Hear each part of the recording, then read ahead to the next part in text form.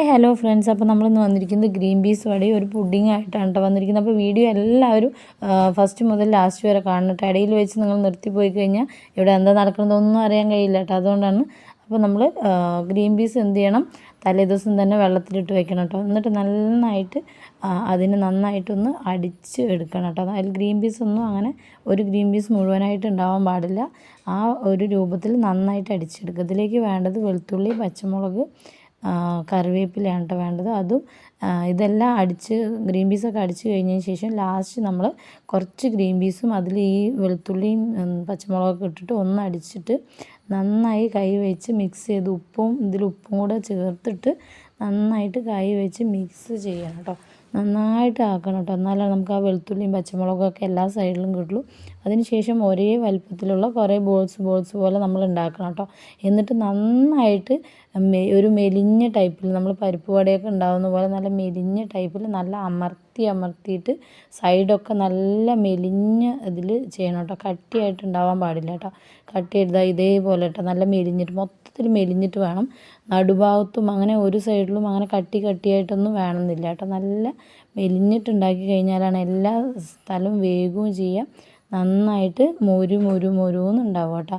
അല്ലാന്നുണ്ടെങ്കിൽ ഇങ്ങനെ ഒരു മൊരിഞ്ഞ ടൈപ്പായിട്ട് ഉണ്ടാവില്ല. ഒരു കട്ടിയായിട്ട് ഉള്ളൊക്കെ വേകാത്ത പോലെ അങ്ങനെയൊക്കെ ഉണ്ടാവും. അപ്പോൾ അതുകൊണ്ട് അങ്ങനെയാണ് കേട്ടോ. അപ്പോൾ നമ്മൾ ഇതേപോലെ ഉണ്ടാവണം കേട്ടോ. കുറച്ച് ഗ്രീൻ കളറായിട്ട് ഉണ്ടാവണം. ഒന്നായിട്ട് ബ്രൗൺ ആയിട്ട് ആവശ്യമില്ല കേട്ടോ. അപ്പോൾ ഇത്രയുണ്ട്. അപ്പോൾ നമുക്ക് പുഡിംഗ് ഉണ്ടാക്കുന്നത് നോക്കാം കേട്ടോ. അപ്പോൾ നമുക്ക് ബ്രെഡ് നമ്മൾ ഒരു ഗ്ലാസ് വെച്ച് മുറിച്ച് വെച്ചിട്ടുണ്ട്. പിന്നെ നമ്മൾ കുറച്ച് ഇത് നമ്മൾ പിസ്തയാണ്, ബദാമുണ്ട്, പിന്നെ നമ്മുടെ ഫ്ലേവർ ഉണ്ട് കേട്ടോ. അപ്പോൾ നമ്മൾ ഒരു പാത്രത്തിൽ ആദ്യം കുറച്ച് വെള്ളം ഒഴിച്ചിട്ട് അതിലേക്ക് നല്ല പഞ്ചസാര ഇട്ടിട്ട് അതിൽ നമ്മൾ ഫ്ലേവറാണ് കേട്ടോ, പിസ്താഷ്യൂവിൻ്റെ ഫ്ലേവർ ഇട്ടിട്ട് നന്നായിട്ട് ഇളക്കിയിട്ട് പഞ്ചസാരയൊക്കെ അലിയുന്ന പോലെ പഞ്ചസാര ലായനി ഉണ്ടാക്കി വെക്കണം കേട്ടോ. അതിന് ശേഷം നമ്മൾ ഓറിയോ ബിസ്ക്കറ്റാണ് എടുത്തിരിക്കുന്നത്. ഓറിയോ ബിസ്ക്കറ്റിൽ പാലൊഴിച്ചിട്ട് ഉണ്ടാക്കിയിട്ട് നമ്മളതാണ്ട് ബ്രെഡ് നമ്മൾ ആദ്യം മുറിച്ച് വെച്ച ബ്രെഡിൻ്റെ ഉള്ളിൽ മിക്സ് ചെയ്യണം കേട്ടോ. അതിന് ശേഷം നമ്മൾ പാലെടുത്തിട്ട് അതിൽ നമ്മൾ മിൽക്ക് മെയ്ഡും ഈ ഫ്രഷ് ക്രീംസും കൂടി ചേർത്തതുണ്ട്. ഇതുപോലെ നന്നായിട്ട് ഇളക്കിയിട്ട് അതുണ്ട് നമ്മൾ മിൽക്ക് മെയ്ഡൊക്കെ ചേർക്കുന്നുണ്ടോ. അപ്പോൾ മിൽക്ക് മെയ്ഡൊക്കെ ചേർത്ത് നന്നായിട്ട് ഇളക്കി സെറ്റാക്കണം കേട്ടോ.